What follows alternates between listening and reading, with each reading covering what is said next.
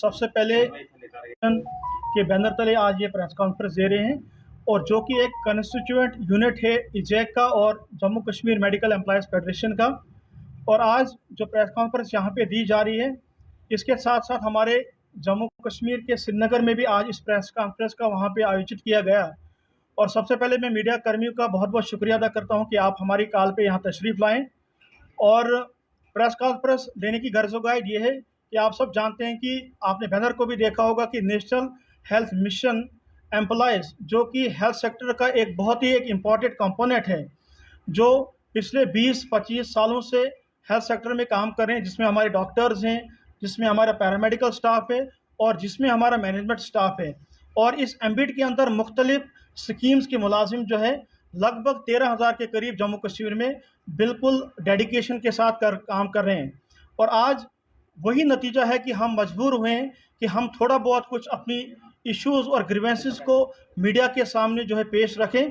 और जहाँ तक एनएचएम की बात है, 2005 के बाद ये जब स्कीम लॉन्च हुई तो इससे हेल्थ सेक्टर और पेशेंट केयर में इतनी इम्प्रूवमेंट हुई कि हमारी डेडिकेशन की वजह से रियासत जम्मू और कश्मीर को मुसलसल 3 बार कंसेक्यूटिव प्राइमरी हेल्थ केयर में जो है अवार्ड दिए गए।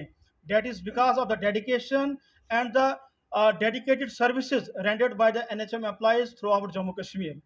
और आज जैसा कि आप जानते हैं कि हम कुछ चीज़ें, कुछ पॉइंट्स को आपके सामने डिस्कस करना चाहते हैं, जिसमें सबसे बड़ा इश्यू जो है, आजकल आपको पता है कि हमारे जम्मू कश्मीर में 10 साल के बाद यहाँ पे सरकार बहाल हुई और आज यहाँ पे असेंबली सेशन जो है चल रहा है। और असेंबली सेशन के दौरान बहुत सारे एमएलए साहिबान ने एनएचएम को लेके वहाँ पे बहुत सारे इश्यूज़ को रेज किया गवर्नमेंट के सामने। और गवर्नमेंट जो है हमारी रेगुलराइजेशन इशू को, वहाँ पे हमें कहीं ना कहीं लगा कि एक जो हमारी ऑनरेबल हेल्थ मंत्री हैं सकीना इतू जी, उन्होंने कहीं ना कहीं थोड़ा कंट्राडिक्शन उनके बयान में आया। बिल्कुल वो हमारे डिपार्टमेंट की हेड है, लेकिन हमें कहीं ना कहीं लगा कि हमें मीडिया के माध्यम से जो कंट्राडिक्शन हमारे उसमें आ रहे हैं तो हम आपको क्लियर करें। आपने सुना भी होगा, आपने वो रिकॉर्ड भी किया होगा कि हर एमएलए के क्वेश्चन पे ये बताया गया कि जो रेगुलराइजेशन पॉलिसी है एनएचएम की, चूंकि ये गवर्नमेंट ऑफ इंडिया की स्कीम है और ये उनको पर्टेन करता है। हमने आज से पहले भी और आज भी हम गवर्नमेंट ऑफ इंडिया को थ्रू सेक्रेटरी जो है एक लेटर लिखेंगे कि इनकी पॉलिसी के बारे में आपका क्या राय अमल है। लेकिन मैं मीडिया के सामने ये क्लियर करना चाहता हूं कि हमारे पास बिल्कुल एक ब्लैक एंड वाइट में एक लेटर जो है ये गवर्नमेंट ऑफ इंडिया की ही तरफ से जो है इशू किया गया है 2015 में 24 सितंबर को, जब यहाँ की हुकूमत ने गवर्नमेंट ऑफ इंडिया को हमारी रेगुलराइजेशन इशू के बारे में पूछा था कि ये किसे पर्टेन करता है। तो उन्होंने कैटेगोरिकली वहाँ पे मेंशन किया है कि इट स्टेट किया है that public health being a state subject all the administrative and personal matter including regularization of contractual employees under NHM falls within the pure view of the respective UT state। और कहने का मतलब है कि ये चीज़ जो आज यहाँ पे बोली जा रही है ये पिछले 10 साल पहले ही गवर्नमेंट ने क्लियर किया है। तो हमें लगता है कि इससे जो है टाइम कंज्यूम होता है, बजाय कि गवर्नमेंट हमारी तरफ संजीदगी दिखाएगी और हमारे इसी प्रपोजल को जो है एक अमली जामा पहना के आगे गवर्नमेंट को पेश करेगी, ताकि हमारे लिए कोई भी पॉलिसी जो है अमल में लाई जाएगी। ये एक हमारा एक मुद्दा था जो हम आपके सामने क्लियर करना चाहते हैं। और हम मैडम से भी गुजारिश करते हैं कि हमें उनसे पूरी उम्मीद है, क्योंकि she is a very dedicated minister, पहले भी उनको काफ़ी एक्सपीरियंस है और हमें उम्मीद है कि वो अपने एक्सपीरियंस को अच्छे तरीके से हमारे हित में काम करेगी। और कहीं ना कहीं हमें ऐसा लगता है कि उनको जो है थोड़ा बहुत जो प्रॉपरली ब्रीफिंग नहीं दी गई है, जिसकी वजह से मैडम ने प्रॉपरली इस चीज़ का जवाब मीडिया के सामने या एमएलए के सामने वहाँ पे नहीं रखा। और साथ ही साथ हम honourable chief minister Omar Abdullah साहब का भी बहुत बहुत शुक्रिया अदा करते हैं कि उन्होंने रिसेंटली एक हाई पावर कमेटी का गठन किया गया, जो कि डेली विजर्स, एडहॉक, डेली रेटेड और contractual employees through out Jammu Kashmir के मुख्तलिफ महकमे में जो काम करें उनके लिए कमेटी का गठन किया गया, जिसे 6 महीने का वक्त दिया गया है कि वो उनके इश्यूज़ को एग्जामिन करके गवर्नमेंट के सामने एक रेगुलराइजेशन पॉलिसी जो है वो लाए। और इसमें खुशी की बात यह है कि अगर हम हेल्थ सेक्टर एनएचएम की बात करें, 2017-18 में एक ऑलरेडी हमारी तरफ से भी, गवर्नमेंट की तरफ से एक कमेटी जो है बनाई गई थी और कमेटी ने हमारा एक प्रपोजल, तब के जो हमारे हेल्थ के मंत्री थे बाली भगत जी, उन्होंने ऑलरेडी फाइनेंस महकमे को 1020 एम्प्लॉयज़ के हिसाब से फेस्ड मैनर में जो है उन्होंने एक फाइल जो है वो गवर्नमेंट फाइनेंस को दी है, ताकि हमारी रेगुलेशन पॉलिसी के बारे में कुछ सोचा जाए।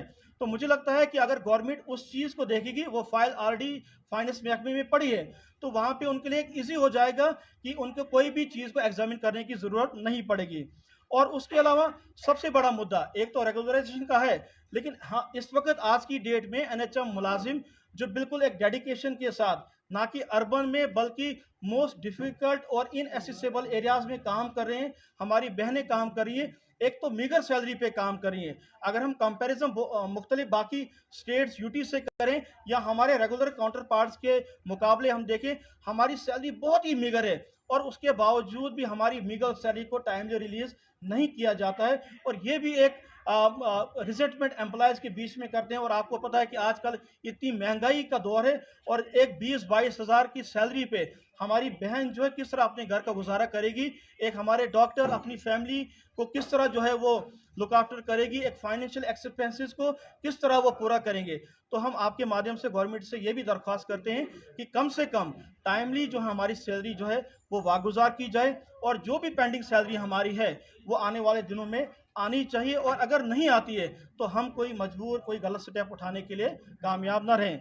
और उसके अलावा पे रिवीजन और सैलरी हाइक की जो बात है, चूंकि मैंने पहले भी कहा कि बाकी स्टेट्स और यूटी में या रेगुलर काउंटर पार्ट्स हमसे काफ़ी अच्छी सैलरी लेते हैं, लेकिन उसके बनस्बत एनएचएम मुलाजमी जो है काफ़ी मीगर सैलरी पे काम करते हैं। तो हम चाहते हैं कि पे रिवीजन जिस तरह 6 पे 7 पे 8 पे कमीशन लागू हुआ है, तो उस चीज़ का बेनिफिट हमारे एम्प्लॉयज़ को दिया जाए। और उसके अलावा मैं ऑनरेबल एमएलए जितने भी हैं उनका बहुत बहुत शुक्रिया अदा करता हूं, जिन्होंने हमारी डिमांड को, हमारी आवाज़ को ऐवान में बड़े ज़ोर और शोर के साथ उठाया, और हम उनका बहुत बहुत शुक्रिया अदा करते हैं। हम उनसे उम्मीद भी रखेंगे कि आने वाले दिनों में हमारी सपोर्ट और करेंगे। और लास्ट में चूंकि एनएचएम एम्प्लॉयज़ में जो है अभी तक कोई भी रिटायरमेंट बेनिफिट नहीं दिया जा रहा है। अगर हमारा कोई साथी जो है रिटायर हो जाता है, अभी तक जो हमारे पास फिगर्स हैं, आज तक हमारे 13,000 मुलाजमों में 4 मुलाजम जो है अभी तक यूटी जम्मू कश्मीर में रिटायर हुए हैं। तो हम आपके माध्यम से गवर्नमेंट का से यही मुतालबा रखते हैं कि वो जो है हमारा कॉर्पस एक फंड जो है कटता है मंथली बेसिस पे, उसमें तब तक प्रोविजन लाया जाए जब तक हमारी पॉलिसी कोई अमल में लाई जाती है। तो हमारे साथ आरएनटीसीपी के भी जम्मू डिवीजन के प्रेसिडेंट डॉक्टर सोनी संभ्याल जी, अगर ये भी कुछ ऐड करना चाहते हैं तो ये कर सकते हैं। नमस्कार जी।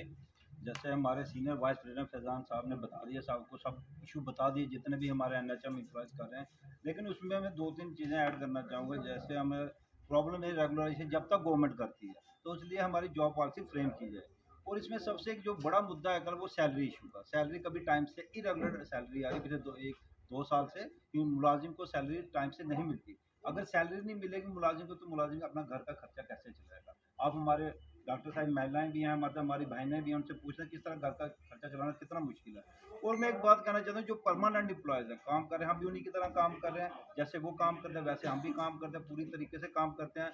उनमें गवर्नमेंट ने एक पॉलिसी रखी है, जो उनके बच्चे हैं, 2 बच्चों को गवर्नमेंट फीस फ्री देती है, मुफ्त में उनके बच्चों की स्टडी चल रही है। वैसे क्या हमारे एम्प्लॉयज़ के लिए नहीं होते, क्या कॉन्ट्रैक्चुअल एम्प्लॉयज़ के लिए नहीं होते? वो भी हम चाहते हैं गवर्नमेंट उसके ऊपर भी इशू रखे। बाकी दूसरे जो जिस तरह हेल्थ वर्कर इशू, जिस तरह हम हेल्थ, अगर हेल्थ अच्छी रहेगी तो हमारा समाज भी अच्छा रहेगा, सारे डिपार्टमेंट अच्छा रहेगा। और हेल्थ वर्कर के लिए सोचना चाहिए। अभी मैंने सुना रिसेंटली डेली वेजेस के लिए, पीएचएस के लिए गवर्नमेंट कुछ पॉलिसी बना रही है, तो हेल्थ वर्कर्स के लिए भी तो बनाए। आखिर कोविड में हमने अपने कितनी जानें बचाई हैं, हमारे कई एम्प्लॉयज़ में चले भी गए, गुजर भी गए, इस दुनिया चले गए, लेकिन उनके लिए किसी ने कुछ नहीं सोचा। तो हम चाहते हैं गवर्नमेंट इसके ऊपर ध्यान, क्योंकि हेल्थ एक ऐसी है कि हेल्थ इज़ द वेल्थ। अगर जितने डिपार्टमेंट्स हैं, चाहे वो पीएचई है, चाहे कोई भी, सभी हेल्थ के ऊपर डिपेंड करते हैं। अगर हमारे हेल्थ वर्कर अच्छे रहेंगे तो हमारे आने वाले टाइम में सारे हमारा समाज अच्छा रहेगा, देश अच्छा रहेगा। हम चाहते हैं हेल्थ वर्कर लिए कुछ ना कुछ गवर्नमेंट सोचे। हमारे 20 साल से ऊपर हो गए एनएचएम एम्प्लॉय जॉब कर रहे हैं, सभी कर रहे हैं, लेकिन अभी तक हमारे लिए कोई जॉब पॉलिसी फ्रेम नहीं हुई है। तो बाकी हमारे फैज़ान साहब